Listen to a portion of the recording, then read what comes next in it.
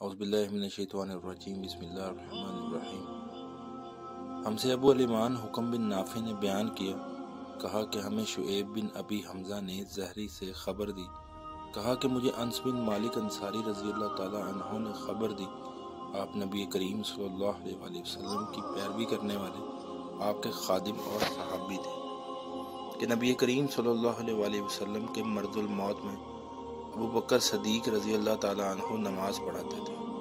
پیر کے دن جب لوگ نماز میں صف باندھے کھڑے ہوئے تھے تو نبی کریم صلی اللہ علیہ وآلہ وسلم حجرہ کا پردہ اٹھائے کھڑے ہوئے ہماری طرف دیکھ رہے تھے۔ آپ صلی اللہ علیہ وآلہ وسلم کا چہرہ مبارک حسن و جمال اور صفائی میں گویا مصحف کا ورق تھا۔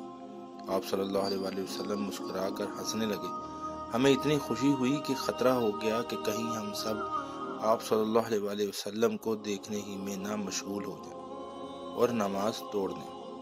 ابو بکر رضی اللہ تعالیٰ عنہ الٹے پاؤں پیچھے ہٹ کر صف کے ساتھ آ ملنا چاہتے تھے۔ انہوں نے سمجھا کہ نبی کریم صلی اللہ علیہ وآلہ وسلم نماز کے لیے تشریف لا رہے ہیں، لیکن آپ صلی اللہ علیہ وآلہ وسلم نے ہمیں اشارہ کیا کہ نماز پوری کر لو۔ پھر آپ صلی اللہ علیہ وآلہ وسلم نے پردہ ڈال دیا، بس نبی کریم صلی اللہ علیہ وآلہ وسلم کی وفات اسی دن ہو گئی۔ انا للہ و انا الیہ راجعون۔